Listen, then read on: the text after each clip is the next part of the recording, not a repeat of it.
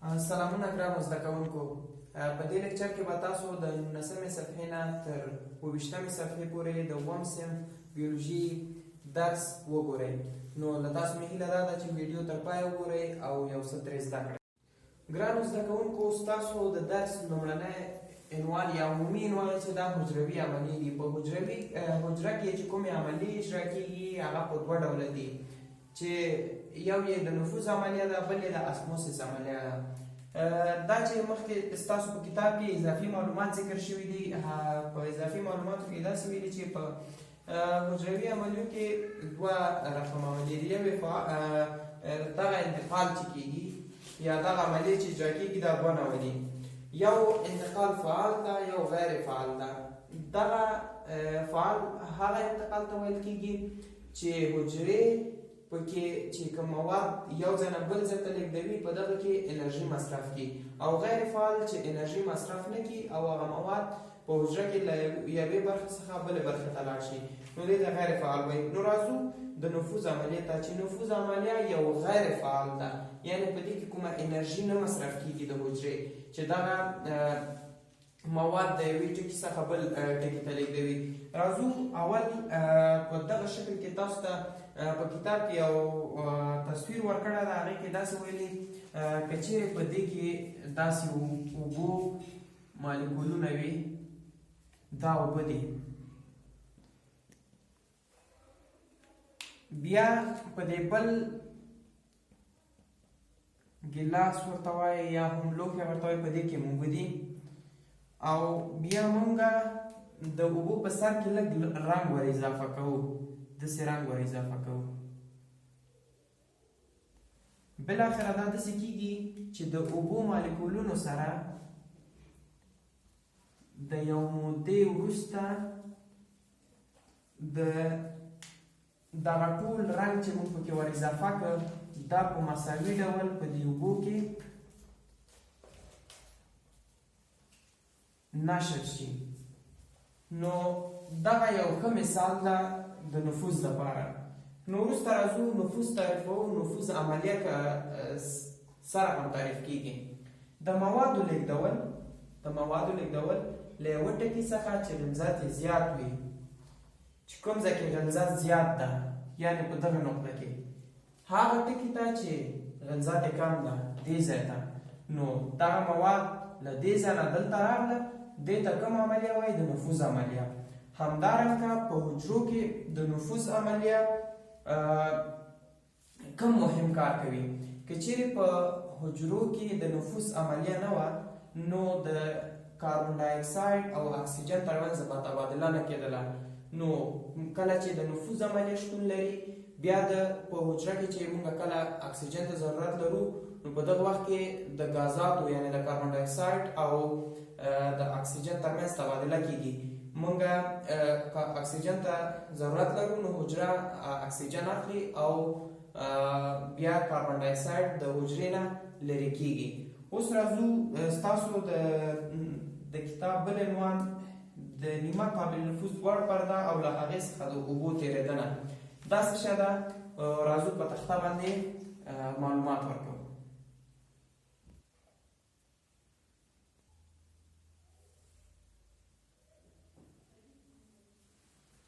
ښه، د نیمه قابل نفوذ لوړ پرده او له هغې څخه د اوبو تېرېدنه، دا ستاسو د کتاب په بله صفحه باندې ده. دا یې څه رقم ویلي؟ حجروي غشا. مونږ حجروي غشا لرو په حجره کې، چې دا په خپل ځان کې ځینې سوري لري، چې د دغه سوریو نه اوبه، کاربن ډای اکساید او اکسیجن چې ډېر واړه مالیکولونه دي، د دې نه تېرېږي. او هغه مواد چې د حجرې ته نقصان یا ضرر رسوي، هغه د دې دغه پرده یا دغه نیمه قابل نفوذ لوړ پرده چې ده، دغه پرده نه پرېږدي چې حجرې ته هغه مواد داخل شي چې حجرې ته تاوان ورسوي. نو ستاسو په کتاب کې د یو بوټي مثال ورکړی وی، که چیرې یو بوټي ته اوبه ورنکړو، هغه مړاوي کېږي، یعنې دا پاڼه یې مړاوي کېږي، د دې دا حجرې چې دي دا مړاوي کېږي. که چیرې بیا دغه بوټی راواخلو په اوبو کې کېږدو، د دې پاڼه بیرته تازه کیږي. دا دلیل یې چیرې ده چې دا بیرته حجرو ته اوبه ورځي او چې کله اوبه ورسېدلې نو حجره بیرته تازه کیږي. نو دغه پرده چې درته مخکې مې ذکر کړه چې دا د فقط د کم مواد چې حجرې ته ګټه لري داخل ته پرېږدي او کوم مواد چې حجرې ته ګټه نه لري هغه بیرون ایساروي یا لرې کوي. راځو د دغه درس یو تکرار ته. په بیولوژي کې تاسو د 19مې صفحې عمومي عنوان حجروي عملیې نه چې دوه ډوله ولې اول مې درته اضافي معلومات ویلې چې اضافي معلومات د فعال او غیر فعال انتقال په باره کې و چې د نفوذ عملیه یو غیر فعال انتقال چې انرژي پکې نه مصرف کیږي او نور انتقالونه چې کیږي که چیرې هغه انتقالونه چې انرژي پکې مصرف شي نو هغې ته فعال انتقال وایي. د نفوذ عملیه مې د موادو لیږدول له یوې ټکي څخه چې غلظت زیات وي هغه ټکي ته چې غلظت کم وي، یعنې غلظت یعنې ټینګوالی چې دلته په مثال کې ښه واضح درته وښوده چې دلته ستاسو په کتاب دغه مثال ما راواخیسته په تخته مې تاسو ته تشریح کړ. د نیمه قابل نفوذ وړ پرده او له هغې څخه د اوبو تېرېدنه. مونږ ستاسو په کتاب کې داسې ذکر شوي چې اوبه، اکسیجن او کاربن ډای اکساید چې واړه مالیکولونه دي دا د دغې پردې نه تېرېږي حجرې ته ننوتلی شي، اما هغه مواد چې ضرر لري حجرې ته هغه نشي تېرېدلی. ګرانو زده کوونکو راځو چې اسموسس څه شی ده. ستاسو د کتاب پر بله صفحه باندې دا عنوان ده. اسموسس چې دا د یو محیط څخه د اوبو د مالیکولونو لیږدول هغه محیط ده چې د اوبو مالیکولونه یې کم وي. نو راځو په دغه مثال کې دا ډېر ښه واضح کېږي. دلته موږ ګورو چې د اوبو مالیکولونه دلته کم دي او دلته دا بوره ده، دا اوبه دي. ستاسو په کتاب کې داسې ذکر شوی چې د اوبو دا تراکم چې دا د اوبو د مالیکولونو تراکم په رنګه اوبو کې یا خالص اوبو کې هغه 100% ده. که چیرې اوس دغه اوبه د اوبو مالیکولونه د دغې پردې یا د نیمه قابل نفوذ وړ پردې چې دغه پرده مې تاسو ته تشریح کړله په تېر درس کې چې دې نه د اوبو مالیکولونه ځکه تېرېږي چې ډېر کوچني دي، نو دغه محیط ته راځي. دغه بوره خو چې مالیکولونه یا دغه جسامات یې غټ ته د مالیکولونو دې خوا ته نه راځي، نو دا دې خوا ته راځي د اوبو د مالیکولونو دا کوم تراکم چې ده دا کمیږي ځکه چې د مالیکولونو ترمنځ دلته فضا خالي زیاته وه او دلته کمه شوله. راځو اسموسس څه شی ده. دا یو ځل بیا تکراروم چې د یو محیط څخه د اوبو د مالیکولونو لیږدول هغه محیط ده چې تراکم دا د اوبو مالیکولونه پکې کم وي. په خالص اوبو کې او په رنګه اوبو کې د اوبو د مالیکولونو تراکم چې دا 100% ده او که چیرې دا په غلیظ محیط کې یا د نورو موادو سره یوځای شي نو د دې تراکم کمیږي. دغه نیمه قابل نفوذ وړ پرده په تېر درس کې تشریح کړله چې د اوبو مالیکولونه ځکه تېرېږي چې ډېر کوچني دي. ګرانو زده کوونکو ستاسو د کتاب د دغه فصل بل عنوان ضیایي ترکیب یا فوتوسنتیسس ده چې دغه کومه عملیه ده چې په د حجرو په واسطه سرته رسېږي، خصوصا د نباتاتو په حجرو په واسطه باندې دا سرته رسېږي چې د لمر انرژي راخلي دې ته آماده کوي چې انسانان ترې استفاده وکړي. نو بله مهمه خبر دا ده که د لمر انرژي نباتاتو نه وای اخیستی او دې ته نه آماده کړی چې انسانان یا نور حیوانات ترې استفاده وکړي نو په د دنیا په سر به هیڅ ژوندی موجود نه و. نو راځو ضیایي ترکیب تعریفوو. په کیمیاوي انرژي باندې د لمر د رڼا انرژي تبدیلول.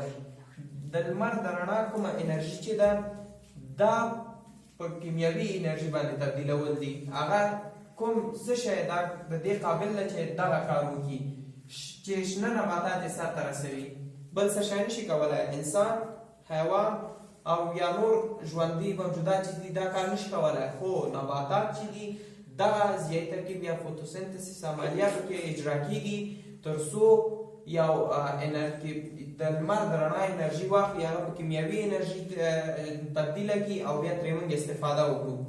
دا چې ضیایي ترکیب څنګه سرته رسېږي نو لومړی باید دلته یو ډایګرام کې تاسو ته ښیم چې 3. ښه نو ګرانو زده کوونکو راځو په دغه شکل کې تاسو ته د فوتوسنتسیس عملیه درښیم. کله چې د لمر رڼا نه کومه انرژي راځي دا په دغه فوتوسنتسیس عملیه خصوصا د نباتاتو په پاڼو کې صورت نیسي.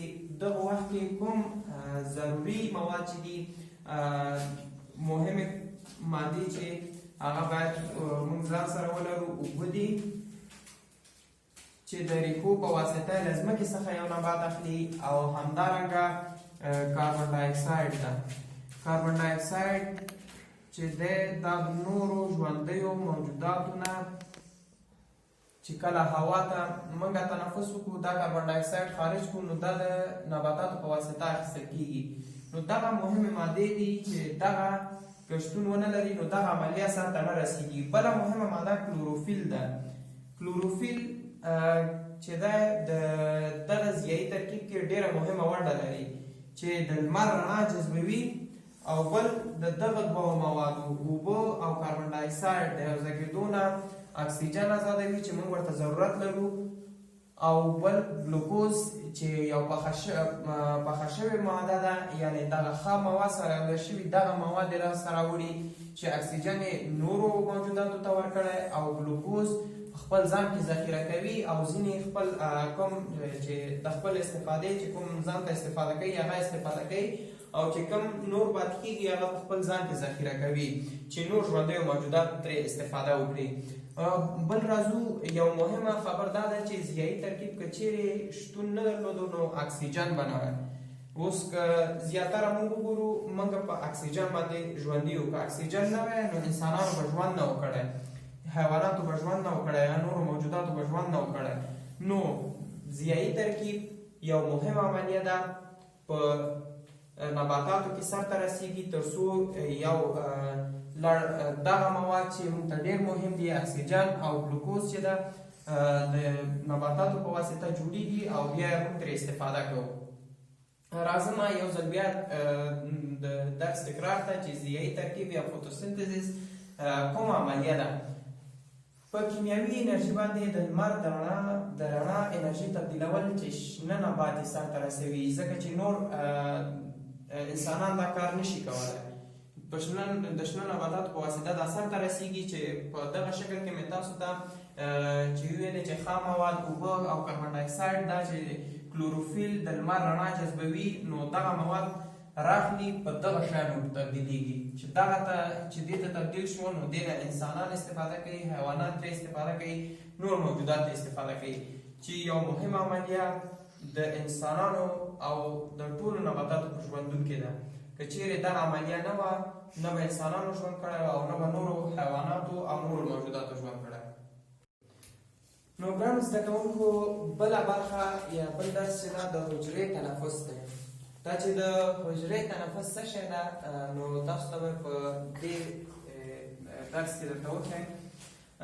د حجرې تنفس هغه کیمیاوي عملیه ده چې په ګلوکوز کې موجوده انرژي ازادوي.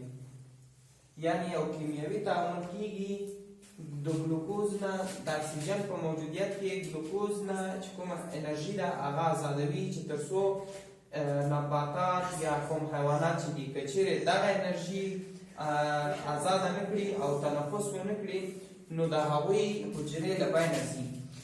چې د هغوی حجرې له بینه لاړې خو بیا یو ژوندی موجود ختمېږي. راځو په دې معادله کې تاسو ته واضح کړی ده چې ستاسو په کتاب کې ذکر شوی ګلوکوز د اکسیجن په موجودیت کې اوبه ازادوي او همدارنګه کاربن ډای اکساید او انرژي ازادوي. کاربن ډای اکساید چې یو مهمه ماده ده چې هم په فوتوسنتیسیس عملیه کې ضرورت لري.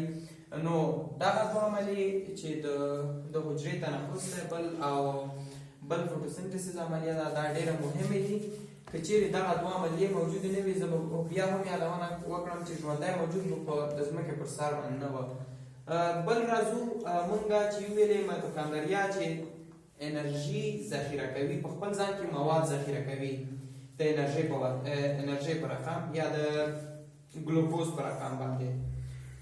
دغه مایتوکاندریا اوس دلته په کار راځي چې دغه ګلوکوز د اکسیجن په موجودیت کې په انرژي باندې تبدیلیږي او تر څو یو د ژوندی موجود که نبات وي که حیوانات وي هغه وده وکړي تنفس وکړي او همدارنګه که نباتات موږ وښیو میوې وکړي. بل راځو مهمه خبر دا ده چې دغه دوه عملیې ډېرې مهمې دي. باید هغه فوټوسنټسیس عملیه او د حجرې تنفس تاسو په ښه توګه زده کړئ. راځم د درس تکرار ته چې د حجرې تنفس څه شی ده. هغه کیمیاوي عملیه چې په ګلوکوز کې موجوده انرژي په دې کې موجوده انرژي آزاده کړي. څه دپاره آزادوي چې تر څو یو ژوندی موجود فعالیت وکړي.